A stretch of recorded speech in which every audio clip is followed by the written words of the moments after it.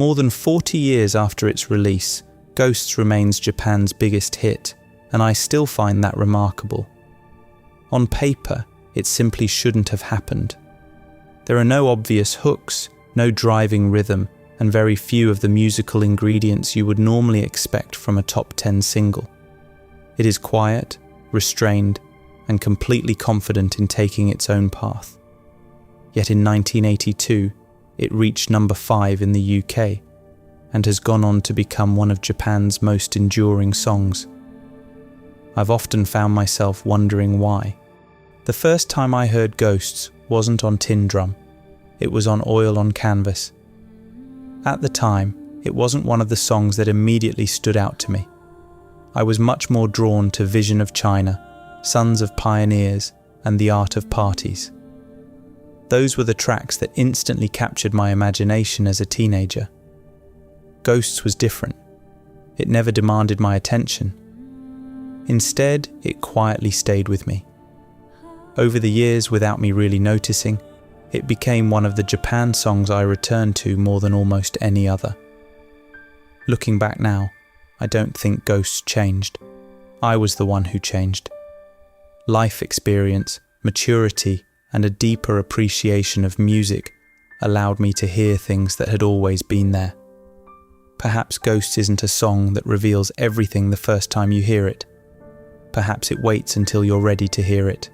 That made me realize this documentary wasn't simply about a successful single. It was about understanding why such an understated, deeply personal and unconventional song connected with so many people, and why it still feels unlike almost anything else more than 40 years later. When Ghosts was released as a single, there was very little to suggest it would become Japan's biggest commercial success. Most hit records want to impress you immediately. They give you memorable hooks, strong rhythms, and familiar structures that invite you in from the very first listen. Ghosts does almost the opposite. It unfolds with extraordinary patience, leaving space where most songs would introduce another instrument or another melody. Rather than filling every moment, it seems completely comfortable with silence, restraint, and understatement. Even today, it's difficult to think of another hit single that asks so much patience from its listener. Perhaps the biggest surprise is what isn't there. By the time Tin Drum was released, Mick Karn's fretless bass had become one of Japan's defining musical signatures. His expressive playing was unlike anyone else's, and had become inseparable from the band's identity. Yet on Ghosts, that instantly recognizable bass is completely absent. Instead, the song rests almost entirely on Richard Barbieri's synthesizers, Steve Jansen's beautifully restrained percussion, and David Sylvian's intimate vocal. By every expectation, removing one of the band's most distinctive musical voices should have made the song feel less like Japan. Strangely, the opposite happened. Ghosts somehow became one of the purest expressions of everything the band stood for. I think the answer begins with Richard Barbieri. Most keyboard players begin with notes. Richard Barbieri began with sound. Looking back, he explained that the controls on his synthesizers gradually became more important to him than the keys themselves. Rather than approaching the instrument as a pianist, he became fascinated by creating entirely new textures and atmospheres, exploring sounds that conventional keyboard players simply weren't making. It was a way of thinking that reached one of its purest expressions on Ghosts. Barbieri later explained that the song began as little more than David Sylvian's voice over a simple bass drone.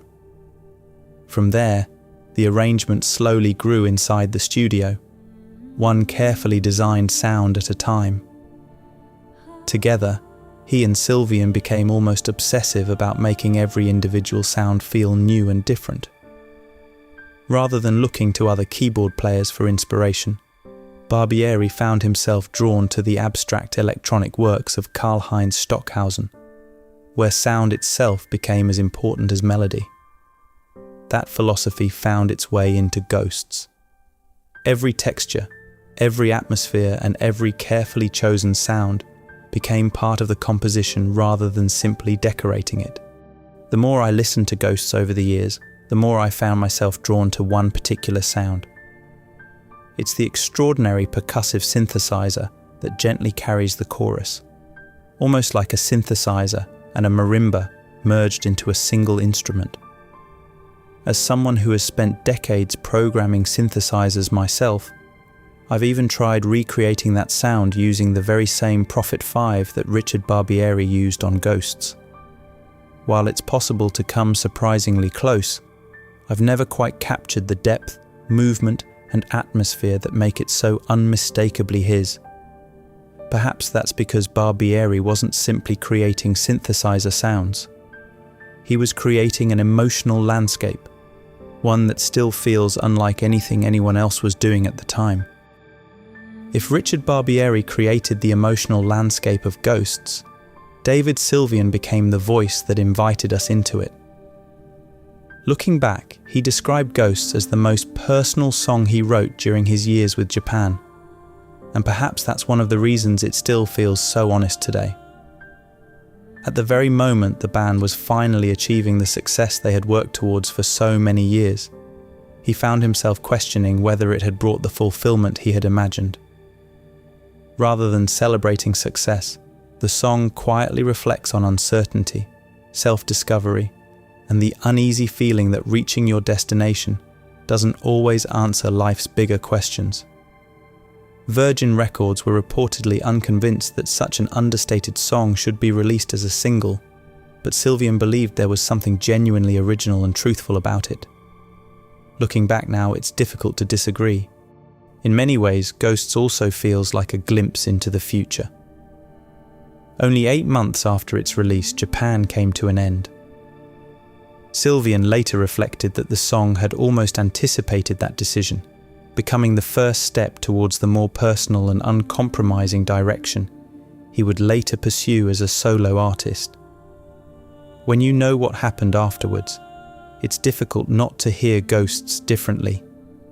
It no longer feels like the final chapter of one story.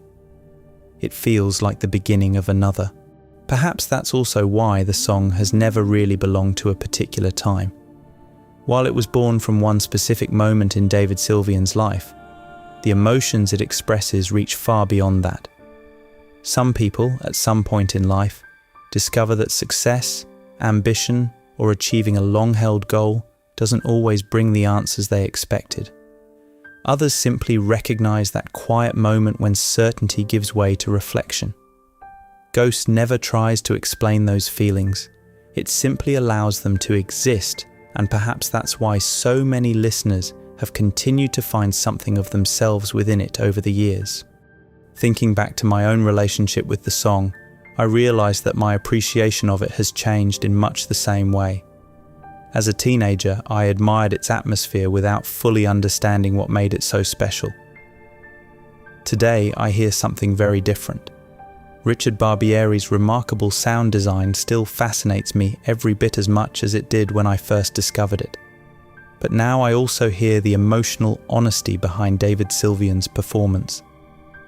I hear a song that never tries to impress, never raises its voice, and never asks for attention, yet somehow manages to leave a deeper impression than many songs that do exactly that.